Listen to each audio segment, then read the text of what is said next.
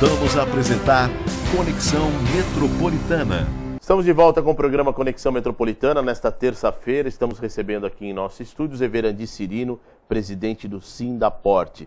Cirino, saiu Serra, entrou Barcos. Qual a sua análise? Você acha que foi uma troca justa? O Serra já estava meio que, não digo ultrapassado, mas desgastado? Não, primeiro eu vou fazer uma analogia, copiar aí o Macaco Simão. O Barco já nasceu predestinado. Quando ele nasceu, a mãe dele já sabia que ele ia ser presidente da Codesp, pôs o nome dele de Renato Barco, que o Porto começou com o Barco. Feito essa cópia aí do Macaco Simão, vamos voltar ao assunto. O Serra, ele estava com muitos problemas particulares.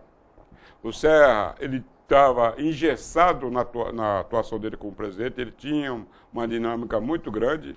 Ele tinha os projetos arrojados, mas ele esqueceu de um detalhe principal, que a Codesp não anda sem o aval do governo federal. E o governo federal é moroso e a máquina do governo federal é muito lenta.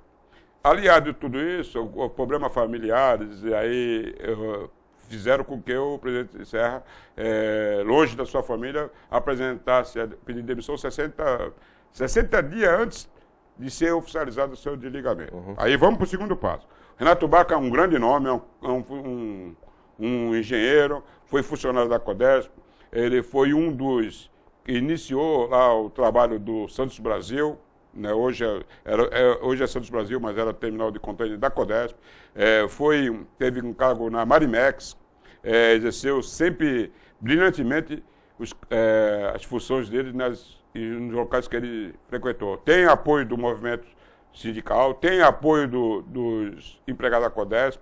Infelizmente, ele está num cargo interino. E aí, quero colocar, por falta de habilidade e por descaso, que o ministro Leônidas Cristino, que é ministro do Porto, mas o pessoal do Porto continua chamando ele como secretário, que ele está mal assessorado. Ele deveria ter olhado o Porto de Santos com mais atenção e com a importância que o Porto de Santos representa na balança comercial do Brasil. Não estou dizendo isso, que nós iniciamos o programa falando da crise das 11 horas. Veio o vice-presidente do TRT de São Paulo, a vice-presidente, veio a desembargadora, a juíza titular, veio a responsável da parte econômica do TRT, Ministério Público, o Fleury. Todo mundo acompanhar esse conflito capital-trabalho, o Porto ficou parado, deu prejuízo para a cidade, para os operadores, perdemos carga. O ministro esteve em Santos no dia do auge, do pico dessa confusão e não se fez presente. E a Codesp é a autoridade portuária. Tem o dever e o papel institucional de ser mediador do conflito, tanto o capital-trabalho como questão de arrendamento. Não se fez presente, fingiu que não estava acontecendo nada. Segundo passo, toda a comunidade portuária já sabia que o Serra tinha pedido demissão 30 dias antes de ser anunciado, feito uma carta. Ele chegou até se ausentar da Codesp por um período. Toda a comunidade portuária sabe que houve um lobby dos demais diretores, principalmente aquele que senta no cofre, que se titula como salvador das finanças da Codesp. Um outro diretor que é da casa, que foi para Brasília fazer um lobby para que o Renato Barco não assumisse. Um outro diretor que tinha o apoio do segmento dos empresários para ser presidente. Tudo isso os bastidores da Codesp e a comunidade portuária, principalmente os empresários, conheciam. O que ele fez? Ele anunciou a saída e disse que outro ia ficar substituindo. Se o principal presidente, que estava nomeado, já tinha dificuldade de administrar a empresa, tu imagina um substituto. Não tem autonomia, não tem a segurança do cargo. Então, e além do mais, ele mesmo sabe que os pares dele fizeram pressão para que ele não assumisse. Agora, Cirino, quando foi implantada a CEP, né, e quem assumiu primeiro ministro foi o Pedro Brito, houve-se uma esperança de que o Porto, não só de Santos, mas os outros portos do Brasil, teria um olhar melhor, não seria lá a última questão a ser resolvida quando era subordinada ao Ministério dos Transportes. O Pedro Brito, na minha visão, até queria saber da sua visão, alavancou um pouco, acho que foi um ministro mais presente do que o Leônidas. E agora o Leônidas está retrocedendo todo aquele trabalho que o Pedro Brito fez e a gente fica assustado, porque infelizmente hoje, como você bem disse, no auge da confusão das 11 horas, o Leônidas estava na margem esquerda, vistoriando as obras da perimetral em Guarujá. Poxa, por que ele não veio a Santos, não reuniu-se com os sindicatos, montou-se uma comissão de trabalhadores? Porque pelo menos ouvir, que não resolvesse. Mas olha, eu quero ouvir vocês, o que está acontecendo, eu quero ajudar. E simplesmente ele veio, andou de lancha e foi embora, pegou o avião e foi embora. Não, primeiro é o seguinte, a Secretaria Especial dos Portos avançou e colocou a questão portuária num patamar superior que existia no Ministério do Transporte. Isso aí houve o Pedro Brito, ele tinha uma qualidade diferente desse outro. O Pedro Brito, ele não tinha a mesma bagagem, não tem a mesma bagagem, porque o Leônidas, ele já foi deputado estadual, deputado federal, secretário de governo, prefeito reeleito, ou seja, cacife político que ele tem de monte. É candidato, é pré-candidato, indicação do governo do Ceará, oficial, candidato oficial do governo, ou seja, bagagem, corrida política, ele dava de 20-0 no Pedro Brito. Mas o Pedro Brito, ele se aproximou de todo o segmento portuário, ele agiu de outra forma. Como ele não tinha a mesma coisa política, ele se aproximou tanto dos empresários, dos trabalhadores, da comunidade portuária, dos políticos da região. Toda vez que ele vinha em Santos, ele se reunia com todo o segmento, era uma pessoa fácil de conversar. Então, ele tinha um conceito, e tem um conceito muito bom no meio portuário. O Leônidas não, ele se faz uma agenda oficial. Ele veio numa crise, preocupado em levar um souvenir do navio que está no fundo do mar há 40 anos. Então ele fez, é pouco caso. E o que deixa triste, que o Leônidas, ele tinha e tem ainda que contribuir muito com o Porto. Mas infelizmente, né, eu sou conterrâneo, sou do Nordeste, na terra dele tem bons comediantes, tem Renato Aragão, tem o Tiririca, Tom Cavalcante. Talvez ele aprendeu por esse campo, mas não foi muito feliz e enverdou na área política e culminou como secretário dos Portos. Everandi Cirino, presidente do Sindaporte. Cirino, eu quero aproveitar a sua vinda aqui em nossos estúdios e perguntar a você sobre o processo eleitoral das eleições de 2012, mais precisamente na cidade de Santos. Eu penso que a disputa será uma disputa mais quente dos últimos 20 anos, mais ou menos, posso estar enganado. Como é que você vê esse processo eleitoral, essa corrida à sucessão de João Paulo Tavares Papa? Primeiro que o Papa surpreendeu a Baixada Santista pelo desempenho dele frente à prefeitura. Mas não podemos esquecer que ele conseguiu unir todos os partidos em torno da administração dele. O novo prefeito que vai assumir já vai ter uma ruptura dos partidos. Eu acredito que vai ser disputada, mas não vai ser tão difícil de fazer uma projeção futura. Existem 3 nomes, e esses 3 nomes é que vai disputar a prefeitura de Santos. A Thelma de Souza, que ela tem um eleitorado próprio, o partido tem um militante, não como tinha antigamente, mas tem os soldados, né, para trabalhar na rua. Tem o Paulinho, que é o filho do ex-prefeito, que goza de grande conceito na Baixada Santista, foi o deputado mais votado em Santos, né, candidato, fortíssimo. E o terceiro nome, que ainda não jogou o nome na rua, mas é um candidato muito forte, que é o Beto Massur. Desses 3 nomes é que vai sair... Não, peraí, desculpa, Ciro. Você falou 3. Thelma, Paulo Alexandre e Beto. E o Aquino? Não, então vamos por 4. Eu esqueci do Aquino. Esqueci do Aquino, porque o Aquino vem montando uma estrutura de governo e aí juntando os partidos, mas o partido que está juntando aí também não tem nem muitos minutos. Então vamos por 4.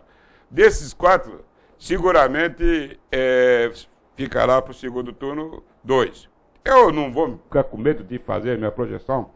O Aquino tem que fazer a campanha diferente do que está iniciando a fazer. Está começando errado? Está começando errado. Não esquece, o candidato não é o Papa. O candidato é ele. Ele não é candidato. Pô.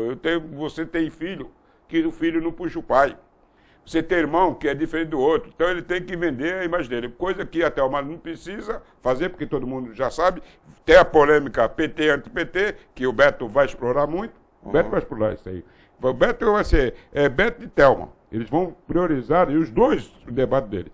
E o Paulinho, que tem os votos dele. Aí surge o Aquino, um nome novo na política, né, que tem um trabalho voltado ao porto. Enquanto secretário de Assuntos Portuários, qual a nota que você daria para o Aquino? De 0 a 10? Não, ele foi um bom secretário de Assuntos Portuários. De 0 a 10? Não vou dar nota, não sou juiz, mas 0, ele foi bom secretário de Assuntos Portuários. Tu deu uma de tucano agora, ficou em cima do muro, hein? Não sou tucano mas não sou tucano, mas não tenho nada contra o pássaro, porque eu crio o passarinho. Deixa eu dizer o seguinte, não me queira me deixar na situação difícil, porque é o seguinte, uma coisa é a seguinte, eu sou portuário, eu sou segmento portuário, sou presidente do sindicato portuário. O Aquino, no segmento portuário, ele não conseguiu, nós não conseguimos, nós do sindicato, mostrar para o nosso público, nosso pessoal que é associado, que ele era neutro. Então ele tem a imagem de ser do outro lado. Segundo turno, quem que você acha que fica? Segundo turno é Thelma ou Beto ou Paulo Barbosa.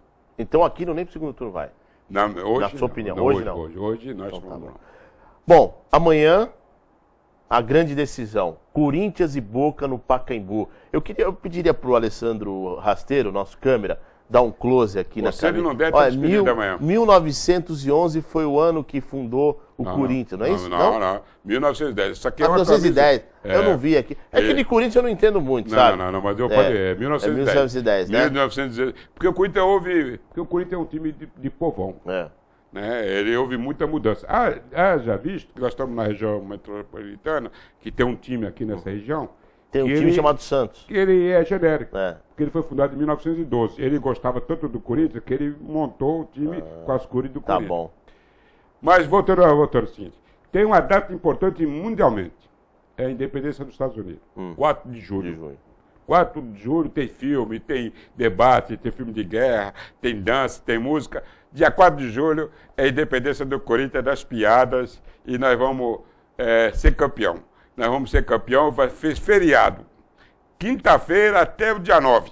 Então vamos trio elétrico, vamos fazer festa aí só. Pô, o Santos não vai ser pequeno. Cirino, amanhã, 4 de julho, Corinthians e Boca. No dia 5, o Sindaporte vai funcionar normal ou vai ser feriado no Sindaporte? É festa no Sindaporte, na porta de manhã. Vai ter festa? Eu vou te explicar por que eu posso dar uma passada por lá? Lógico. Vamos fazer até... porque é nós, Corinthians. Vai ter um bando de louco lá? Não, sabe o que eu senti? Lá porque eu faço... Sabe o que eu provoco. Eu sei disso. Eu tenho duas coisas. Ou eu trabalho, ou eu faço festa. Então tá bom. Então, porque assim, se também acontecer um incidente, porque na vida... Você nem aparece Não, eu já embalo também. Muita gente tirando. Seco, qual o resultado para amanhã? 1-0. 1-0? Quem faz o gol? Romarinho de novo? Para mim, pode ser até contra os pênaltis que não foi. Para mim é 1-0. Nós somos campeão no tempo normal e invicto. Então, combinado. Então, vamos fazer o seguinte. O Corinthians vencendo amanhã, tá? Se for campeão, a semana que vem você volta aqui. Não, olha, presta atenção. Volta e eu pensei que tu ia fazer... uma aposta comigo que nem fez o Douglas Gonçalves, que é teu irmão. Vamos fazer o Douglas Gonçalves, num programa de rádio dele, ele no ar, ele fez uma aposta comigo sobre Santos e Corinthians, quem ficava para a final. E um almoço, escolhi o restaurante. Tu sabe que o Douglas Gonçalves, ele até hoje, eu não encontrei ele. Mas e o Douglas Gonçalves é um bom candidato, sabia disso? Teu irmão é bom candidato. Ele só precisa, que nós estamos...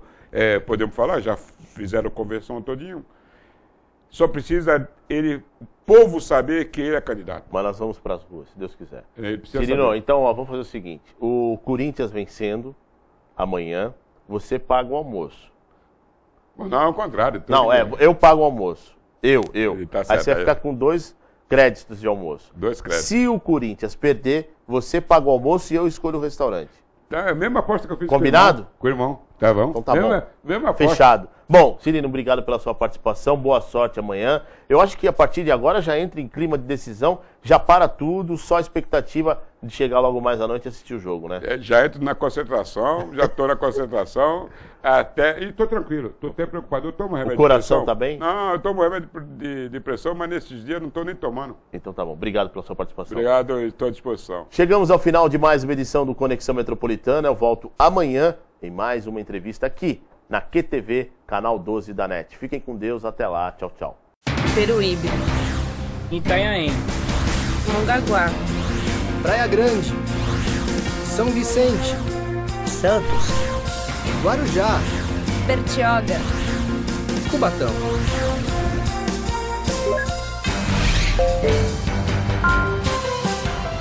Conexão Metropolitana.